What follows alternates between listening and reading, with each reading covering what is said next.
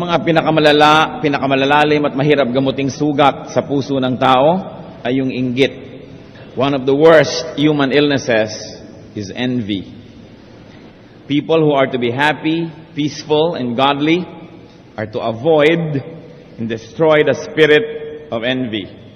Ito pong ating pagtutuunan ng pansin sa atin pong pagsisikap na lumago sa ating buhay espiritual to be Christ-like, the deadly poison of envy. We ask you, Father, to purify our hearts. Please forgive us all our iniquities. Kung titingnan nyo kami sisaya sa atin ay makikita nyo ang aming mga pagkukulang, ang aming mga kasalanan. Buuin nyo po kami, Panginoon. Restore us with the power of your forgiveness. Cleanse us. Make us whole so that we can dare to come into your most holy presence and even dare even more to ask you to bless us. Wala kaming patago sa inyo, Panginoon, subalit naglalakas kami ng loob na manghingi sapagkat pangako niyong kami bibigyan kung kami hihingi. At ito ang inyong salita, Panginoon. Lumalapit kami ngayon at nagpapakumbaba sa kabila ng katotohanan, di kami karapat dapat humingi sa inyo. Humihingi kami ng kaliwanagan, karunungan, kapangyarihang maunawaan na iyong salita. Empower us, God, to understand your word. Give us wisdom so that we may operationalize your word in our daily life. And we pray that we will not only increase in knowledge, that you may actually touch us spiritually, so that as we know you more, we become more and more like your Son, Jesus. So be our speaker, please, O God. Use your servant only as your tool, but speak from your heart, and may your words heal us, change us, empower us. In the name of Jesus, we reject, rebuke, drive away any presence of evil. And we frustrate malicious plans of evil men and evil spirits against this assembly and against individuals in this assembly. We ask you, Father, that you may turn this event into a blessing. Lead us. Be our speaker. In the name of Jesus, your Son, our Lord, we pray. Amen. The deadly poison of envy. Meron po ba kayong kilala na mahilig mainggit? O baka pag nananalamin tayo, makikita natin ating sarili na tayo man ay mahilig mainggit? The dictionary defines envy as a feeling of grudging admiration and desire to have something possessed by another. Yung paghanga na inis at galit na galit at pagnanasa sa mga inaangkin at tinatangkilik ng iba. Envy is spite and resentment at seeing the success of another. Pagpuputok ng butse, pagkainis at pagkasuklam, pag nakakakitang mayroong umaasenso at mayroong nagtatagumpay. Why is envy poisonous? Because envy destroys human relations. Pinakamalakas sumira ng mga relasyon ng tao ang pagkainggit. Diyan nagkakahiwalay ang mga magkapatid, magkamag-anak, magkaibigan, magkasama sa trabaho, sa inggit. Envy is poisonous because envy leads to sinful thoughts, to evil actions. James 3:16, for where you have envy and selfish ambition, there you find disorder and every evil practice. Kapag may inggit, kasunod na ang lahat ng uri ng masasamang mga hangarin, kaguluhan, at pag-aaway-away. Envy is poisonous because envy can result in grave situations, grave punishment, even judgment. Ito pong si Haring Saul, nawalan siya ng kanyang korona dahil sa kanyang inggit kay David.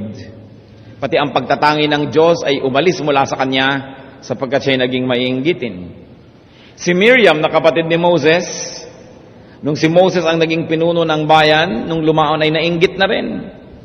At marami na siya mga salita laban sa kanyang sariling kapatid. At sinasabi niya sa mga tao, bakit? Si Moses lang ba ang pinagpala? Si Moses lang ba ang kinakausap ng Diyos? Di ba kami rin? Nalimutan niya na kaya lang nila naririnig ang tinig ng Diyos ay dahil kinakausap ng Diyos si Moses at malapit sila at kumbaga naaambunan na rin sila ng grasya. Mahirap yung mga naaambun-ambunan ng grasya kasi nagkakaroon sila ng kabulagan na sila man ay pinagpala na rin. Kaya kung minsan, kung mayroong mga religious groups, may mga churches, sino ang kadalasang nag-uumpisa na lumikha ng gulo para mahati ang church? Yung mga malapit sa leader, yung mga number 2 or number 3 in the organization na naaambon-ambonan din at nag-iisip na rin na sila man ay entitled na rin sa maraming bagay. At nung dahil si Miriam ay naging mainggitin sa kanyang kapatid na si Moses, ano nangyari? Nagkaroon siya ng ketong. She became leprous. Numbers 12:10, when the cloud lifted from above the tent, there stood Miriam, leprous like snow. Aaron turned to her and saw that she had leprosy. And leprosy was the worst disease that could ever visit a person, especially in the olden times when it was incurable. Dahil sa inggit ng mga religious leaders, kaya nila ipinadakip si Jesus, kaya sila lumikha ng maraming kasinungalingan laban sa Kanya, at kaya kahit ang Panginoong Diyos ay nabuhay na mula sa kamatayan, sinuhulan pa rin ng mga pare at ng mga relihiyoso yung mga bantay na magsinungaling at sabihing hindi nila nakitang bumangon at ninakaw lang ang katawan noong sila ay natutulog. Matthew 28:12-15, when the chief priests had met with the elders and devised a plan, they gave the soldiers a large sum of money, telling them, "You are to say, His disciples came during the night and stole him away while we were asleep. If this report gets to the governor, we will satisfy him and keep you out of trouble." So the soldiers took the money and did as they were instructed. This story has been widely circulated among the Jews to this very day, or to the very day that the book was written. Dahil naiinggit ang mga religious leaders sa ating Panginoon, dahil marami nang nakikinig sa Kanya, hindi na nagpupunta doon sa temple. Marami nang lumilipat sa Kanya, sinusundan-sundan siya kahit saan magpunta. Anong ginawa nila? Dahil sa inggit, gumawa sila ng paraan para ang Panginoon ay mapatay. Envy. And how many Jews rejected Jesus because of that lie that came from them? Na hanggang ngayon, ang bayang Israel, bilang isang bayan, ay hindi pa kinakilala si Jesus na anak ng Diyos. Bagamat may mga Israelita or Israelites or Jews that now believe personally that Jesus is the Son of God, but collectively as a people, they rejected the Lord. At sinong dapat sisihin? Yung mga paring nainggit. Ang gusto lang nila, lagi silang sikat, lagi ang mga tao sa kanila lang makikinig, kaya nalibugho sila nung may pinakikinggan ng iba. At yun ay ang Panginoong Diyos na walang ginawa naman yung templo, kundi ituro na darating, at nung dumating, tinanggihan nila. Because of envy. They killed the Lord not because they did not know Him, but because they knew Him. Hindi nila nakuha yung attitude ni John the Baptizer na nung yung mga followers niya sumusunod na kay Jesus, sabi niya, He, referring to Jesus, must increase and I must decrease. Envy destroys the envious. The envious host, the envious person. Proverbs 14:30, a heart at peace gives life to the body, but envy rots the bones. At kung sino man po ang may kakilala, may kamag-anak o naranasan yung cancer ng buto, alam nating lahat na isa yan sa mga pinakamasasakit at masisidhing sakit na pwedeng maramdaman ng katawan ng tao, yung sakit ng buto. At ano po ang sabi dito sa Proverbs 14:30? Yan daw inggit ay bumubulok sa buto. Kaya sinasabi natin, tagos sa laman, tagos sa dugo, pero yung pag sinabing sagad sa buto, talagang yun ang sagad na sagad. At sabi, ganito, hanggang buto ang nabubulok kapag ang tao ay mainggitin. Nasisira ang lahat. Job 5:2, resentment kills a fool and envy slays the simple. Yung simple pa pag ginagamit sa mga ganitong uri ng book sa Bible, kadamihan ang ibig sabihin yung foolish. Hindi yung simpleng tao, kundi yung napakasimple ng pag-iisip na siya'y hangal na sapagkat hindi niya alam ang tama at mali. Yan daw ang sumisira sa mga simple. Ibig sabihin sa mga taong hindi ginagamit ang karunungan, naiinggit agad, at yan ang sumisira sa kanila. Envy is our enemy because envy gives Satan a foothold.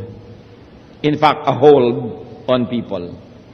Mahirap yung pagka merong nakapasok sa iyong bahay at galing na sa loob, magbubukas na ng pinto para magpapasok ng iba pa na hindi dapat papasukin. Ganyan ang nangyayari pag pinapasok natin sa puso ang inggit, kasama ng espiritu ni Satanas, Kaya marami nang pwedeng gawin na paninira doon sa loob mismo. Ephesians 4:27, do not give the devil a foothold. And envious people are easily manipulated by the devil.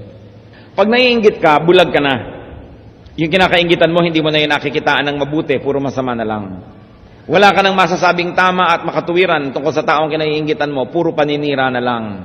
Sapagkat ang espiritu ng inggit ay walang gawin kundi sirain. Una, yung kinaiinggitan, pero higit pa roon, sinisira yung taong naiinggit mismo. Envy is like acid. It destroys its container more than those for whom it is being stored. That's why it is important to recognize the spirit of envy. Envy opens the door to Satan. Envy opens the door for Satan to infiltrate even the church. Bakit ba kung minsan ang isang singer ay hindi nagko-cooperate sa choir kasi naiinggit siya sa isang singer na maaaring pwede mag-solo? Bakit ba mayroong isang teacher na ayaw magturo kahit gifted? Baka naiinggit siya sa ibang teacher na mas nabibigyan ng pansin kaysa sa kanya. Bakit ba mayroong mga gustong humiwalay sa church, magtatag ng iba para samantalang iisa yung Diyos, iisa yung Biblia? Bakit gusto pang gumawa ng iba? Para siya naman ang maging bida, para siya ang maging leader, dahil naiinggit pala siya kuminsan sa leader. Envy destroys even the work of God. That's why we have to unmask the works of deception. Who and what are the usual objects of envy? Sino ba't ano-ano ang pinakamadalas makainggitan? Family members. Ang mga inggitan, kadalasan, unang-una, nagsisimula sa magkakapatid. Nakita nyo, ang magkapatid na anak ni Eva at ni Adan, nainggit ang isa, dahil natuwa ang Diyos doon sa offering ng isa, at ang isa hindi tinanggap ang kanyang offering, pinatay ang kapatid. The first murder recorded in the Bible happened between brothers. Hindi malayo na merong isang dalaga na kaya pala inis na inis sa kanyang kapatid. Dalaga na sila dahil nung maliliit pa ay naiinggit siya. Bakit siya laging napupuri dahil maputi tapos ako'y maitim? Makinis siya tapos ako'y mapeklat. Matalino siya tapos ako'y hindi. Mabango siya tapos ako amoy baka. May mga ganyan pong istorya na magkakapatid. Kung minsan 40, 50, 60 anyos na. Ting nagpa-family reunion, hindi sila warm to each other. Akala mo meron kung anong alitan. Yung pala, bumabalik pa doon sa kanilang pagkabata, nagkakainggitan. Yung mayaman ng isang kapatid, naiinggit ang isang kapatid. Sakitin yung isa, laging inaalagaan ng ina, naiinggit yung isa dahil hindi siya inaalagaan. Kasing lakas naman kasi siya ng kalabaw.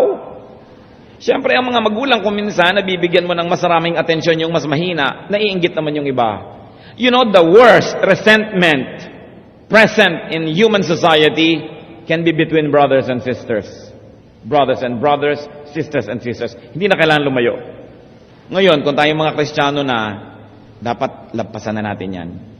Huwag nyo nang dalhin pa sa inyong pagtanda ang mga inggit-inggitan na noon pa ay namamagitan sa inyong magkakapatid. Bakit yung naghahati ng mangga ang nanay, kanya ang pisngi, akin ang buto? Bumili ka na lang ng maraming mangga ngayon, kainin mo lahat ang pisngi. Maraming mga alitan at mga selos. The usual objects of envy, friends. That's why they say your best friend can become your worst enemy. Akala mo, mga talik na magkaibigan itong dalawang babaeng ito, pero meron palang tahimik na kompetisyon na nangyayari sa kanila.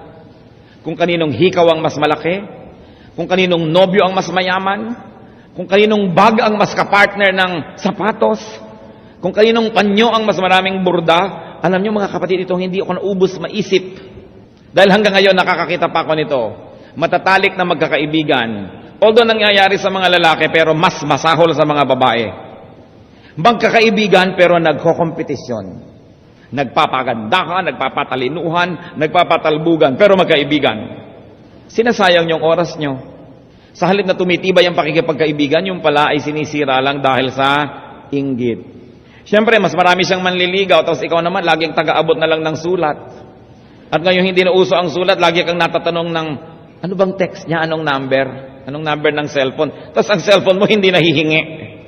Tagabigay ka na lang lagi, so may inggit ka ngayon. Kaya yung mga magkakaibigan, nagkakainggitan yan eh. Workmates. Naiinggit ka sa kanya dahil bakit siya umaasenso, bakit siya tuwa sa kanya yung mga amo, mga superior, bakit mas maganda ang desk niya, mas maganda ang office niya. Hindi na uubusan ng tao ng iniimbentong dahilan para mainggit. Associates. Kaya napakarami naghihiwalay ng mga associates Minsan magkakasama yan, law office, si Tekla, Teklo, and Tekling, law offices. Mamaya sila itong maghiwa-hiwalay na naman. Associates ang kalaban, mga kaprofesyon. At kung minsan nakakalungkot, among pastors, mga pastor pang nakakaingit-inggitan. Ay mas marami siyang member, ay mas malaki ang church nila, ay mas maganda ang choir nila. It happens even among spiritual workers. Why? Because Satan is alive and well. Kaya sinasabi, be careful, the devil is like a roaring lion looking for someone to devour. At ito, isa pa, neighbors. Yan ang mag-iinggitan, magkakapit-bahay. May dumating na TV sa kapitbahay, text agad si Mrs. sa asawa niya na nasa Iraq. Magpabaril ka para mahal ang bayad dahil kailangan mas malaki ang TV natin kaysa sa TV ng kapitbahay natin. May piano sila, dapat may piano tayo. Maganda ang hagdan nila, so palagay tayo ng escalator sa bahay natin. Alam niyo po yung pakikipag-inggitan ng mga magkakapitbahay, napakarami nang naging biktima niyan. Mas maganda ang silya nila, bumili tayo ng magandang silya kahit na ang liit-liit ng bahay, yung silya pampalasyo. Hindi ka na makalakad. Wala ka ng lakaran sa lalaki ng silya na pampalasyo. May chandelier ang kapitbahay, mag-chandelier tayo, never mind na bungalow ang bahay natin. Kaya nagkakanda untog-untog sa kanyang mga chandelier. Pakikipagyabangan sa mga kapitbahay. Malakas ang radyo nila, kailangan nating lakasan ang speaker natin. Palakasan, payabangan. People who are close, who are near and proximate to each other, usually are the ones who become envious of each other. Seldom do people become envious of a faraway and a distant star. Usually envy is right where you live, where you work, where you operate. The envious and the candidates of envy can come from your very immediate circle of friends and relatives. Kaya napakasama Pag-aawayin ng mga magkakalapitang loob, paghihiwa-hiwalayin ng magkakamag-anak dahil sa inggit. What are the antidotes to envy? Ano ba ang panlaban natin dito sa sakit na ito? Unang-una, do not covet. Isa sa 10 utos ng Diyos, Exodus 20:17, you shall not covet. Huwag magnasa ng hindi sa'yo. Do not focus negatively on other people's accomplishments and acquisitions. Pag hindi sa'yo, wala ka nun, gusto mo yon, pagsikapan mong magkaroon. Pero huwag kang mainis at mainggit doon sa mga mayroon. Cultivate your God-given gifts. Focus on your own life rather than you focus on the accomplishments of others. It only becomes useful when you turn these people into inspirations. But if they become objects of your envy, you are going to destroy yourself. Make big things in your life. You know why many people are envious? Because there's nothing big happening in their lives. And in the absence of big things, small things become big to small minds. That's why you make war for no reason at all. You quarrel and fight for no reason at all because you have no big cause in your life. But when there is something big, such as serving God, serving humanity, developing your fullest potentials as a person, you are going to ignore many things because they become little when compared to your big ambitions and to your big undertakings. That's why people must find a big issue in their life and dedicate their effort, their life to that issue, to that cause, to godly causes, to great humanitarian causes. But when there's nothing big happening in your life, you will look at other people's lives and you will notice that there are big things in their lives and you can become envious. Kailangan asikasuhin mo ang buhay mo, yung binigay sa'yo ng Lord na talent, ang ina-assign sa'yo na gagawin mo dito sa yung daigdig ay gawin para hindi ka maging mainggitin. And of course, step one more, beautiful step farther, and to appreciate other people's accomplishment. Learn, benefit from people's accomplishment.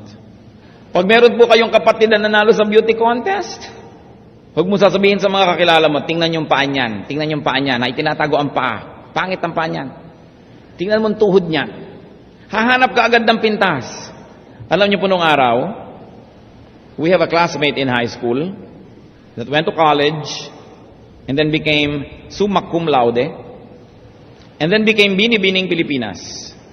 And we were chatting about that because among the many summa cum laude, she's the only beauty queen. And in the presence of many beauty queens, she's the only summa cum laude. But among our many so-called friends, she heard many terrible remarks. Sabi niya, nakikilala mo pala yung kaibigan mo pag nabibigo ka. Pero ang totoo niyan, mas nakikilala mo ang kaibigan mo pag matagumpay ka. Kasi maraming hindi kayang dibdib na nagtatagumpay ka, mamaliitin nila yung mga tagumpay. Kasi naiinggit. Dapat makigalak ka. At least pwede mo masabi, uy, may classmate ako nung araw, beauty queen, kahit hindi ikaw yung beauty queen. Pag meron silang magandang mga tahanan, huwag kang mainggit. Kung naimbita ka doon, nag-enjoy ka pa, makisali. Kung ikaw isinasali. Hindi yung lagi ka na lamang papalayo because you are envious. When people enjoy a good life, thank God that there is one less person to worry about. Pag may kaibigan ko, mag-anak na yumayaman, di ka man bigyan, pasalamat ka, nababawasan ng manghihingi sa'yo. Kung nabigyan ka pa, di lalo ka pang katanggap ng blessing nun. Yun lang, hindi ka na niya hihingan dahil yumaman siya, nabawasan ang iyong mga pasanin sa buhay. Dapat ka nang matuwa Pero hindi, kadalasan naiinggit ka. That's why people pull down one another. If envy has been successful in destroying us, repent, confess, and deal with envy. 1 Peter 2:21, rid yourselves of all envy. Mahirap dalhin ang inggit. And seek the Lord's healing, the Lord's restoration, and the Lord's empowerment when you have been restored. Jeremiah 15:19, therefore this is what the Lord says, if you repent, I will restore you. The envious person destroys others, but really he destroys himself. See and unmask satanic deception that happens through envy, and let Jesus heal you. Matthew 4:23, Jesus went throughout Galilee, teaching in their synagogues, preaching the good news of the kingdom, and healing every disease and sickness among the people. And I will place envy as one of the top illnesses of the spirit. Napagaling ng Panginoon ang lahat ng uri ng sakit na inilapit sa Kanya. Surely, lalong-lalo naman yung mapapagaling yung sakit ng Espiritu. And we not only seek forgiveness, but we learn to appreciate, even love, the objects of our envy. Kung mamahalin lang natin yung mga kinakainggitan natin, uunawain natin sila, makikita din natin marami silang mga kabigatang dinadala, marami rin na hirap na hinaharap, mababawas-bawasan ang ating inggit. Now, to the achiever, to the famous, to the rich, be sensitive to other people's feelings. Be kind, be helpful. Be as inconspicuous as possible. Kung mayaman ka na, hindi mo naman kailangan ipagsigawan pa. Kung maganda ka na, hindi mo na kailangan pang ipagwagwagan ang kagandahan mo, tapos nai-insecure yung mga nasa paligid mo. Pwede na tayong mag-dress down, mag-tone down, maging tahimik, dahil hindi na natin kailangan patunayan ng anumang bagay. So huwag na nating inggitin pa yung mga pwedeng mainggit. Kung merong pwedeng mainggit sa inyo dahil ang dami-dami nyong bag, pwede nyo naman sigurong piliin kung saan nyo ginagamit. Doon na lang sa hindi kayo magiging tampulan ng inggit. Kung marami kayong mga kabuhayan, be quiet. Be kind to those who might be tempted to be envious. Ano pong sabi sa Romans 15:1-2? We who are strong ought to bear the failings of the weak and not to please ourselves. Each of us should please his neighbor for his good, to build him up. So kung lagi na tayong napapansin, napupuri, pwede naman tayo ngayon ang mambabaligtad niyan at purihin natin at pansinin ng iba. Imbes tanggap tayo ng tanggap ng pansin at papuri, magbigay naman tayo ng pansin at papuri sa iba. At nang sa ganun, mabaligtad ang mga negative feelings that people have against you. Now, to those who are tempted to be envious many times, very definitely do not envy the ungodly and the wicked.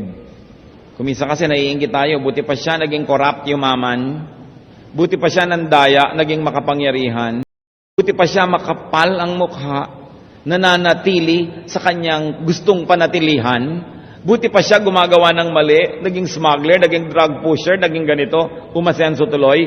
Sabi po sa Proverbs 24:19-20, "Do not fret because of evil men, or be envious of the wicked. For the evil man has no future hope, and the lamp of the wicked will be snuffed out."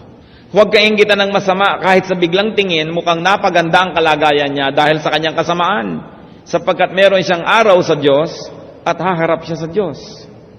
Psalm 49:16-17. "Do not be overawed when a man grows rich, when the splendor of his house increases. For he will take nothing with him when he dies. His splendor will not descend with him." Sabi, wala namang permanent situation eh. Kung kulang ka sa ginhawa, kulang ka sa mga sarap sa buhay, lalo mong asikasuhing maging makadiyos para sa kabilang buhay man lang, mahango ka na at makabawi ka. Pero kung nakalubog ka na sa hirap ngayon, tapos sisirain mo pa ang sarili mo sa inggit, sa paggawa ng masama, sa pag-iisip ng masama, sa kabilang buhay, nahusgahan ka, di lugi ka na dito, lugi ka pa sa kabila. Kaya nga mas sa tingin mong parang kawawa at kapos at kulang dito sa mundong ito, lalo kang maging makadiyos.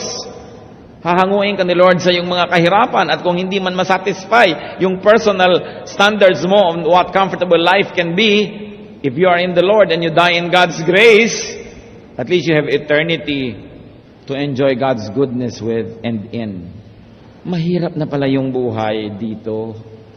Sasama ka pa sa mga masasama, di lalo ka nang napahamak sa lalong mas matagal na panahon. Sabi ng Bible, huwag kayo masyadong humanga dyan sa iyong mayaman.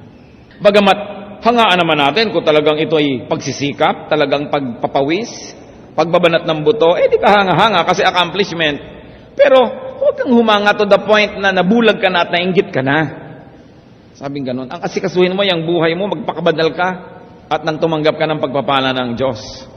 1 Peter 12, or rather 2:1-3, "Therefore rid yourselves of all malice, and all deceit, hypocrisy, envy, and slander of every kind.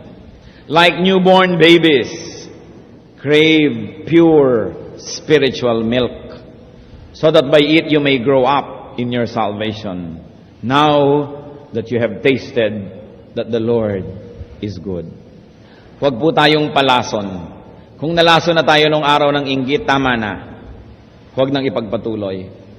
And very important, be detoxified, be purified by the forgiving power of God. Baka naman tayo sobrang insensitive to the feelings of the deprived. Kaya mahalaga, yung kapwa mo, binibigyan mo rin siya ng lugar. Sasabihin mo, kaya ko magbihis ng ubod ganda, pero babawasan ko ng konti, baka may mainggit pa eh. Alang-alang sa mga insecure, alang-alang sa mga envious, we try to be inconspicuous. Meron ba tayong kinakainggitan? Aming Diyos, salamat po sa paalala niyo. Salamat kung merong mga kasama kaming hindi maiinggitin. Salamat, Panginoon, sa ganong spirit. Subalit sa bawat isa na mainggitin, kahit man lang paminsan-minsang mainggitin pa rin, mangusap po kayo. Patawarin niyo kami, Panginoon, kung kami naging mainggitin noon, kung may mga nagawa kaming hindi maganda dahil sa aming inggit. Tingnan niyo po ang aming buhay, ang aming labi, ang aming bibig at aming isip. Kung hanggang ngayon, may dala-dala pa kaming pagiging mainggitin. Sinisiraan ba namin ang gawa o pagkatao ng aming kapwa dahil may inggit pala kami? Naiinis ba kami pag may nagtatagumpay o yumayaman o sumisikat?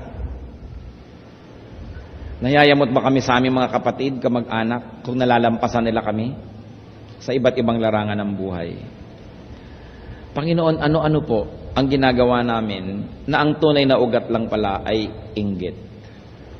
Sa mga nagsisikap sa amin na umasenso, dahil ba gusto lang naming umasenso o nakikipag-competition kami sa mga itinuturing naming kalaban?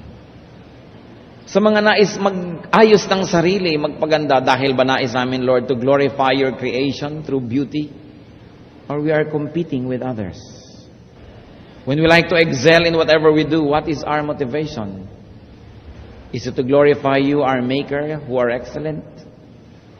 Or are we just trying to be better than other people? Check our intentions, O God. Because you always look into the heart and the intentions behind our actions. Kung may nakikita po kayo, Lord, na kasalanan sa aming pag-iisip, sa aming pakikitungo sa kapwa, let your Spirit convict us. Magpalaya po kayo ngayon, Panginoon, sa araw na ito, sa sandaling ito, ng mga alipin ng inggit. Pinapanalangin namin, Panginoon, sino man ang mga kapatid at kasama naming narito ngayon na mainggitin. Di namin kilala, pero kilala nyo. Di namin alam, pero alam nyo. Panginoon, kumilos po kayo, Amang Diyos, alang-alang sa dugo ni Jesus. Alang-alang sa kanyang mga sugat at paghihirap. Palayain nyo po ang sino man ngayon ay gustong sumuko sa inyo at magpalaya sa inyo na humingi ng pagpapalayan nyo mula dito sa spirito ng inggit. Spirit of envy, in the name of Jesus of Nazareth, we drive you away from the hearts of our brothers and sisters. We destroy you by the power of the name of Jesus. And we expose your filthy acts and intentions by the light of the gospel. Panginoon, kumilos po kayo. Ipamukha nyo sa bawat isa sa amin ang aming pagiging mainggitin kung mayroon mang kaming ganyang ugali. At ngayon na, hindi bukas, hindi sa ibang araw, nais naming isuko ito sa inyo. Kayo'y Diyos, at pag kayo nagsasalita ay marapat lang sundin. Hindi kami nakikinig para lang maging marunong, nakikinig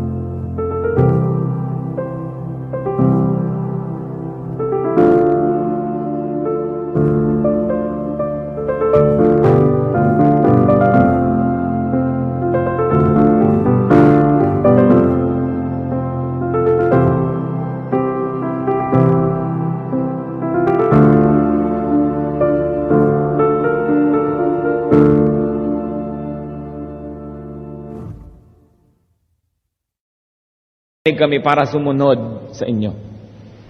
Mga kapatid, sa ating pananahimik, kung meron kayong kinikilalang pagiging mainggitin sa inyong sariling pagkatao, ihingi ng tawad sa Diyos ngayon, magpalinis at humingi ng kapangyarihang ito'y ibaon at limutin. Sa ilang saglit, manahimik tayo lahat sa harap ng Diyos, siyasatin ang sarili, surrender to God and His spirit of envy, seek God's restoration and forgiveness, and be free. Let's be alone with the Lord for a while in silence. Move, O Holy Spirit. Move in our midst. Break down walls. Palambutin mo ang aming puso. Pumasok kayo, Espiritu ng Diyos. Linisin kami. Ibunyag niyo sa amin ang aming tunay na pagkatao. Uproot any trace of envy in our personality. Lord, we cannot do this on our own. Only the power of your name, the power of your victory over death and sin can help us out of envious spirit, O God. Out of our envious disposition. Panginoon, salamat sa iyong pagkilos. Sa sino man na nawagan sa inyo at humingi ng tawad, igawad mo ito ayon sa iyong pangako. At kung meron sa aming kalagitnaan, Panginoon, at patuloy na dinadaya ng Espiritu at nagmamatigas, ipinagpipilit ang hindi ako envious. Samantalang kung envious naman, Lord, let your Spirit work. We surrender ourselves to your ministration. Let no one leave this hall today without being touched by you in a powerful way. At sa mga hindi naman ito ang problema at hindi maiinggitin, pero siya namang nakakainggitan, turuan mo kami, Panginoong, mamuhay sa paraan na hindi kami kailangang maging tampulan ng pansin. Matulungan namin yung mga naiinggit sa amin, Panginoon, mahalin namin sila. At kung kami talaga namang maraming pinagpapalang tinatamasa, turuan mo kami, Lord, to share such good things with people so that instead of being envious, they will be glad that you are blessing us. Spirit of envy, in the name of Jesus, we reject and rebuke you. We destroy your hold on God's people by the name of Jesus of Nazareth. Spirit of envy, in the name of Jesus, we command you to leave these children of God. Leave our hearts, leave our homes, leave our workplaces, leave our church, leave our nation, and let God reign in our hearts. Father, set people free. By the name of Jesus, set people free from this tyrant, from this wicked ruler of many people's hearts, the spirit of envy. Mga kapatid, patuloy tayong manahan sa presensya ng Diyos at sa katahimikan, manalangin tayo. Ipanalangin natin kung may kilala tayong mga mainggitin at kung meron tayong mga kaguluhan sa ating mga pamilya, workplaces because of envy, pray to the Lord, intercede in the name of Jesus that the spirit of envy might be exposed and destroyed by the power of the name of Jesus. Be alone with the Lord. Intercede for people you know who may be enslaved by the spirit of